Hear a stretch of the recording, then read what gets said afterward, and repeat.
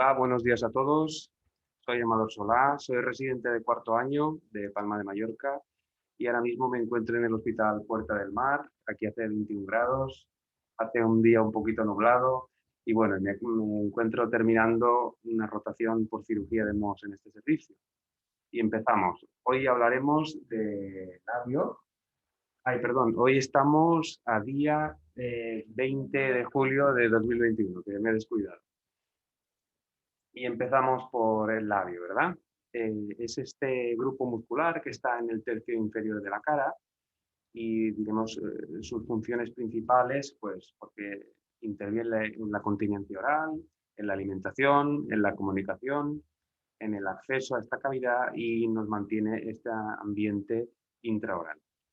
Es una capa muscular que básicamente se fundamenta por el orbicular y se van insertando a modo de, como los radios de una bicicleta, otros grupos musculares que ahora veremos.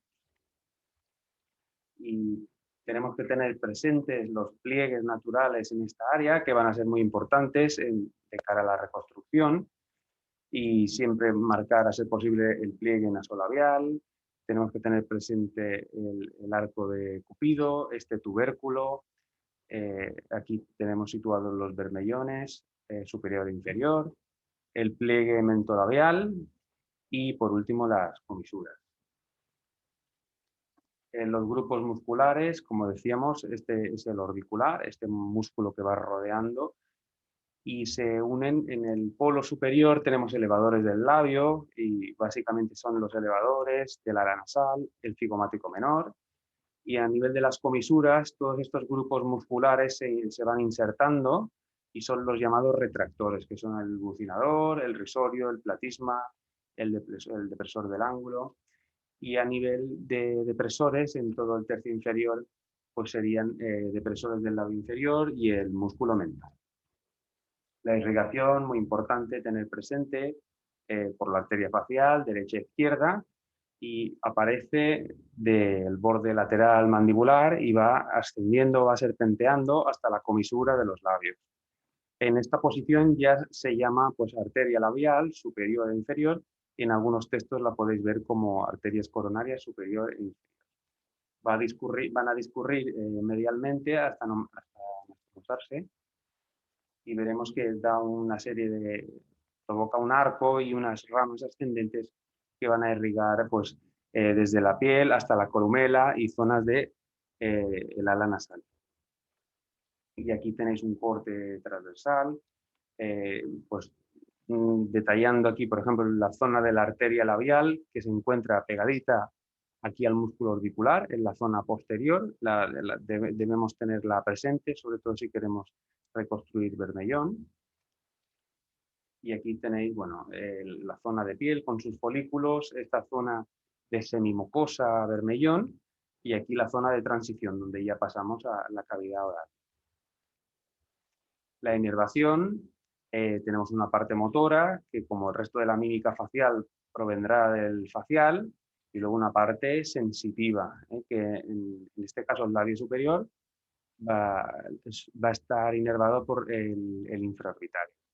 Y en el caso del labio inferior tenemos la parte motora, que va a venir también del nervio facial, en concreto de la rama marginal, y su parte sensitiva, que abarca toda esta localización, viene del nervio mentoniano. Y comentábamos el territorio nervioso porque es muy interesante el bloqueo y, sobre todo, si podemos, a nivel intraoral. Evitaremos esta distorsión, a diferencia de que si hiciéramos una anestesia tumescente.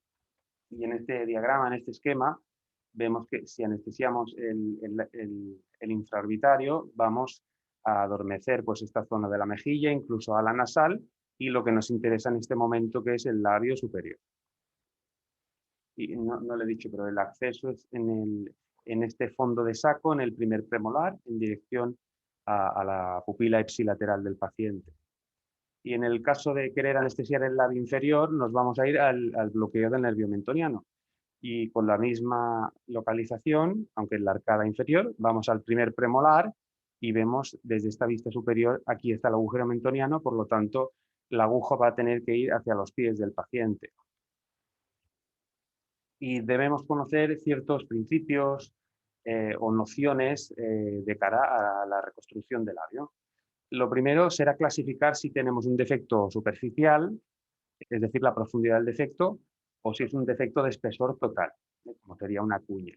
Y también es muy útil dividir el defecto en tercios, es decir, dividir el volumen del labio en tercios. Esto de cara a elegir el colgajo que mejor pueda adaptarse. Y es muy importante dónde está localizado el defecto respecto al bermellón, respecto al filtrum y respecto a las comisuras. Y en ocasiones, muchas veces, es necesario, para mejorar el resultado cosmético, sacrificar o abarcar toda la subunidad, ¿vale? El cierre, hay como un cierre aceptado que nos vendría a decir que aproximadamente un tercio del labio puede manejarse con un cierre directo, como es este caso, con un resultado, la verdad, que bastante bueno. Y siempre es recomendable marcar los límites del bermellón antes de intervenir al paciente, referenciarnos las subunidades y también las líneas de tensión, no olvidarlas. Y como ya comentábamos, es preferible un bloqueo para evitar esa distorsión que ya comentábamos.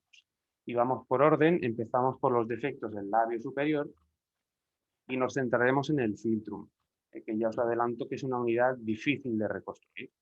Tiene un buen cierre primario, pero los defectos tienen que ser estrechos, menos de la mitad del ancho. Esto te permite hacer un cierre directo. Y muchas veces acabamos utilizando también una hemiplastia para no terminar en el bermellón. Si el defecto es algo mayor, aquí es una buena elección un colgajo en AT o incluso colgajos en isla. Y ahora os enseñaré algunos ejemplos. Incluso las dobles islas que abarcan piel y mucosa son una buena opción. Y si el defecto todavía es mayor en la zona central de este labio, pues puedes plantearte colgajos que serían de doble avance, que descargas aquí en la base de la pirámide nasal y avanzas por los laterales el labio. Y tener presente que, bueno, si el defecto es enorme, pues puedes plantearte también un injerto.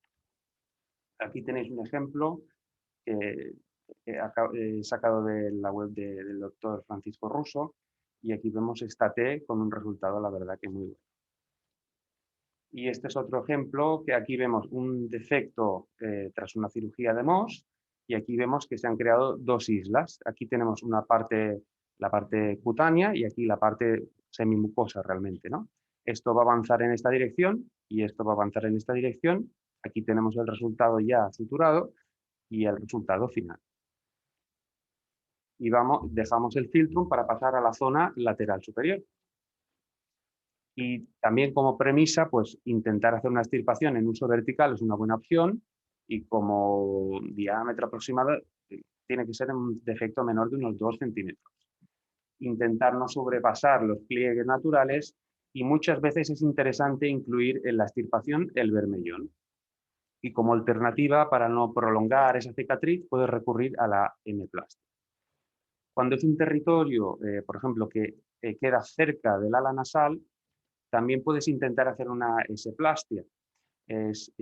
Ahora lo veremos, pero sería un colgajo de avance perialar en semiluna o Webster. Es para defectos pequeñitos. Y vas rodeando la pirámide nasal para esconder en este sitio la cicatriz. Y otros colgajos que puedes plantear, que ya hemos visto, pues también una isla es una buena opción, colgajos en AT y colgajos de avance que también comentábamos. Y tener presente en este caso que, bueno, incluso la segunda intención es una opción que se puede considerar. En el filtrum no lo sería, porque las retracciones nos producirían un resultado poco cosmético. Y aquí también tener presente pues, la posibilidad de un injerto. Aquí tenéis un ejemplo de un colgajo en avance perialar en semiluna y aquí vemos un defecto que es pequeño en esta localización y aquí pues los autores han hecho esta descarga en forma de S porque así luego al suturar este tejido avanza y esto queda escondido en un pliegue natural. Y vamos a los defectos del labio inferior. El bermellón y la mucosa son sitios que habitualmente pues, vemos en la consulta que aguardan daño actínico, carcinomas escamosos. podemos plantear un colgajo de avance de mucosa, que no es más que proyectar mucosa desde donde nos sobra hasta donde nos hace falta.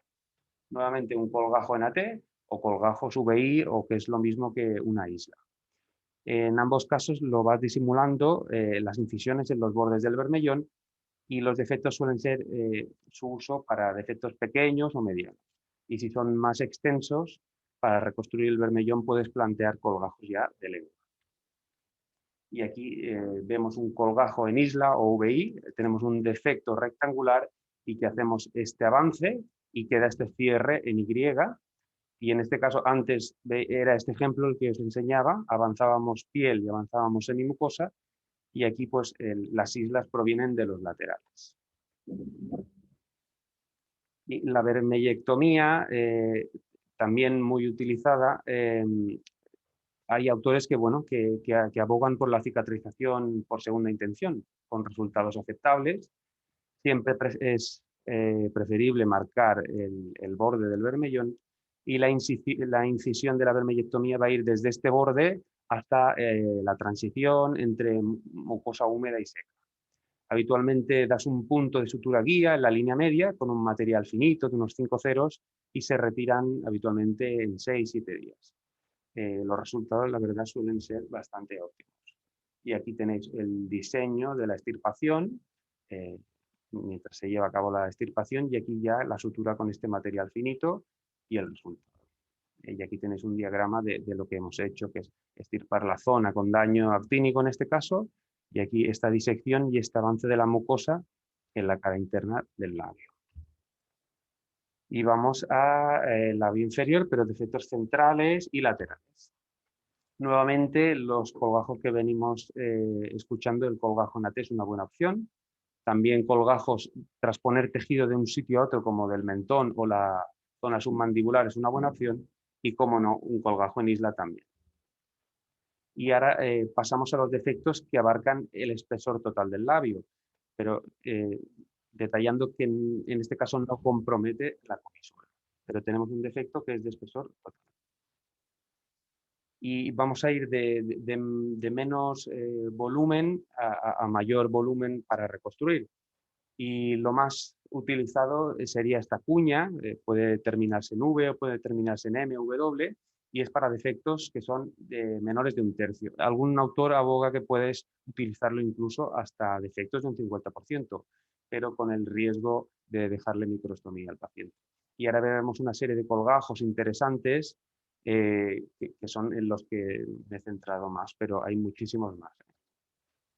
Esta es la cuña para que veáis el diseño. Aquí tenemos que abarca todo el espesor, y es importante aquí hacer una aproximación por planos. Y se describen los artículos por 4 planos con el mejor resultado posible. Empiezas por la mucosa, luego abarcas la parte muscular, insistiendo mucho en ella porque hay riesgo de dehiscencia, y luego intentas hacer la sutura a nivel dérmico y luego la parte más externa epidérmica. Y este es un colgajo de deslizamiento ya para defectos mayores que el que hemos visto hasta ahora, y puedes abarcar hasta la mitad del labio como defecto. Tienes que hacer una extirpación rectangular y tienes que hacer las incisiones y las descargas en este surco natural como es el surco mentolabial. Y aquí vemos que con estas descargas vas suturando, vas avanzando tejido y te encuentras en un punto medio, como es este. No podía dejar de comentar este colgajo interpolado de AVI, y es para defectos desde incluso la mitad hasta poder reconstruir 2/3 del volumen del labio. Y aquí tenéis el diagrama explicativo. Este es el defecto que hemos provocado y ahora habrá que reconstruirlo. A modo de espejo, bueno, la forma, podemos darle la forma que queramos. La forma del defecto, aquí como veis, acaba en MW y aquí es en V, no hay problema. Y la incisión te tienes que parar aquí porque este colgajo se nutre de la arteria labial, y esto va a haber que voltear los 180 grados. Y lo tendrás que suturar y tendrás que dejar al paciente con esta microstomía 2-3 semanas. En el presente, pues que en este tiempo la dieta tendrá que ser líquida, suave, y bueno, tienes el riesgo de que el paciente abra la boca y todo se eche a perder. Y aquí tenéis pues un ejemplo real, ¿no? Aquí tenéis el colgajo diseñado, aquí ya está suturado tras voltearlo a 180 grados y este es el resultado final. Otra posibilidad es la técnica en escalera o colgajo en escalera, y ya son defectos bastante grandes y puede abarcar desde la mitad de un defecto hasta los 2/3 del volumen del labio. Y lo que haces es diseñar escalones descendentes aproximadamente de 1 centímetro, y cuando vas suturando vas ganando tejido proporcionalmente hasta que puedes hacer la unión. Tener presente eso, que se extirpa de forma rectangular, y si el defecto fuera lateral será un colgajo asimétrico y tendrá menos escalones que si estuviera en la línea media. Los defectos habitualmente menores de 2 centímetros se pueden reparar con un colgajo unilateral. Y tampoco podríamos dejar de lado esta técnica, este colgajo de Karapancic, que puede abarcar hasta 2/3, incluso la pérdida total del labio. Y como vemos, aquí las incisiones van a ir por los surcos nasolabiales y la extirpación va a ser cuadrangular. Y es un colgajo que sería rotación, incluye avance y incluye rotación. Fue un gran avance en su día porque es un colgajo que conserva la sensibilidad del labio y preserva el músculo orbicular. Y el pedículo se basa en la arteria labial. Se puede utilizar tanto el labio superior como inferior, y las incisiones inicialmente son de espesor total, próximas a la zona del defecto, y luego las vas haciendo más superficiales. La altura, por supuesto, debe coincidir con la del defecto que provocas, por eso la extirpación rectangular, y lo puedes diseñar bilateralmente, con el riesgo de microstomía. Y tener presente que si el defecto es cercano a la comisura, hay riesgo de asimetría. Y ya para terminar, reconstruir la comisura también es una zona compleja por este entrelazado de fibras, y es habitual recurrir a ello pues, cuando has utilizado colgajos que al fin y al cabo pues, pueden provocar deformación o redondean la comisura o la desvían o provocan macro o microstomía. Y aquí tenemos el colgajo de Islander, que vemos que es un defecto que afecta a la comisura, y es muy similar al colgajo de Abi. Tú haces una imagen en espejo para diseñar el colgajo, pero la buena diferencia sería que este se hace en un solo tiempo porque es un defecto que está lateralizado. Y luego subes toda esta parte 180 grados, la suturas y listo. Y para terminar, pues para corregir estos defectos que se producen muy habitualmente cuando hacemos colgajos de avance, de rotación, perdón, es la comisuroplastia con la técnica de Converse. Tienes que marcar dónde quieres que llegue la comisura nueva que tienes que crear, la marcamos aquí en este caso, y luego tienes que hacer la extirpación de este triángulo de piel. Luego vas a suturar las fibras del orbicular para recrear este ángulo que justamente es el que nos falta. Y por último, si te falta mucosa, la puedes avanzar de la zona que hay en la cara interna, que hay en la zona posterior de la comisura. Y muchísimas gracias.